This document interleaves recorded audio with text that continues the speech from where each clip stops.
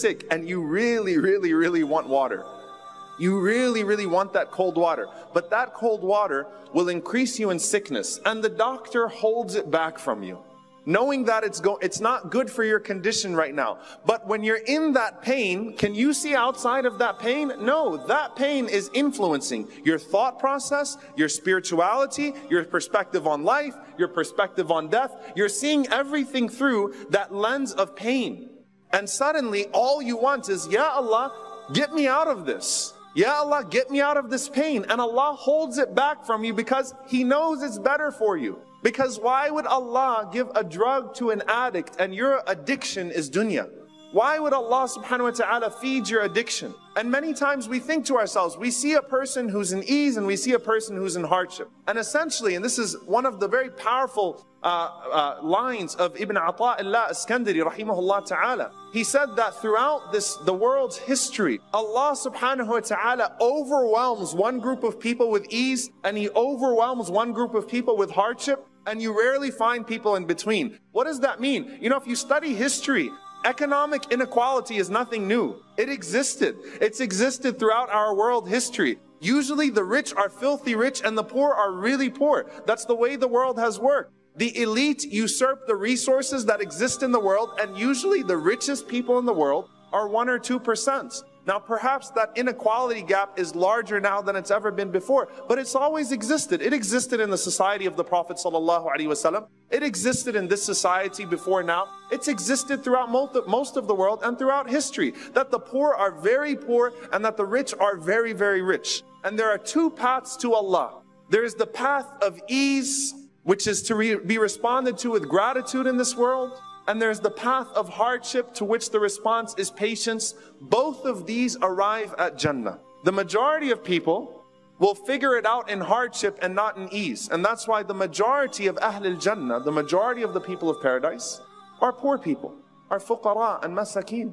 They make up the majority because it's easier to be distracted by wealth than it is to be distracted by hardship. It's far easier. Now, if these are the two paths to Allah, if I was to present a choice to each and every single one of you and say you can either be put in ease and be grateful, or you can be put in hardship and be patient, there isn't a single person in here, I think, that would say, I'll take the hardship and patience.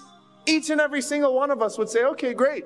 Let Allah give us and we'll be in ease and we'll say Alhamdulillah and we'll be all good, right? That's how each and every single one of us would naturally respond. And we will protest our case to Allah. Ya Allah, get me out of this hardship and I will be grateful. But Allah knows what will happen to you. Allah knows what will happen to your personality. Allah knows that if this dunya is given to you, it will distance you. And Allah holds it back. And never equate your situation with your status. Surah Al-Kahf. Allah punished a man by giving him an extra garden. Allah loved a couple, so He took away their child. Think about that. If you're that couple and if you're that man whose gardens are increasing, and that couple who just lost a child, and Allah subhanahu wa ta'ala loves that couple, and this person is only further entrenching himself in disobedience and in disregard and ruining himself in the hereafter. But I want to throw something at you guys, inshallah ta'ala, with my last few minutes. And that is, number one, do not ever think that Allah subhanahu wa ta'ala is ever putting you in an unfavorable situation to draw close to Him. What Allah has given you, your share of dunya, your share of hardship, your share of ease, Allah has given you the right slate so that you can respond in the right way. Don't ever think that Allah is putting you in an unfavorable situation. That's number one. Number two, the most noble man in terms of his lineage, in terms of his pure nobility in the worldly sense and also in the hereafter sense, is who the Prophet ﷺ said is Yusuf alayhi salam. Allah mentions about, the Prophet ﷺ said about Yusuf alayhi salam that he is Nabiullah, the Prophet of Allah, the son of the Prophet of Allah, the son of the Prophet of Allah, the son of the Prophet of Allah. There's no man more noble than that. But subhanallah, the ulama say, look, شَرَوْهُ بِثَمَنٍ بَخْسٍ دَرَاهِمَ مَعْدُودَةٍ. Yusuf alayhi salam is pulled out of a well, a slave. The one who's selling him doesn't value him, nor do the one who's purchasing him value him. Subhanallah, he's the product of a transaction. He's a noble man in the sight of Allah subhanahu wa ta'ala, the most noble lineage, a prophet of Allah. And the one who's selling him just wants to get rid of him, so he only values him at a few coins. And the one who's purchasing him doesn't see any value in him either, so he gives him a few coins.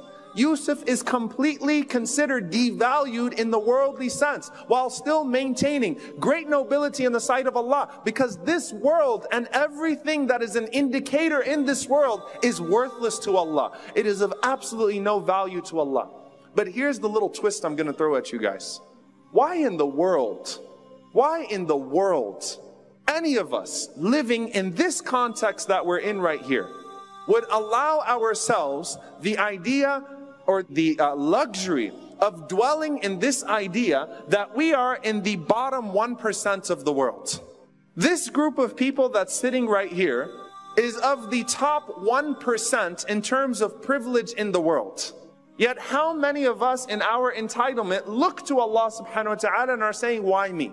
Privileged in regards to our safety and security, privileged in regards to our wealth, because, just think about where we are right now and what situation we're in. Why do we always assume underdog status when we're talking about hardship and ease? Why?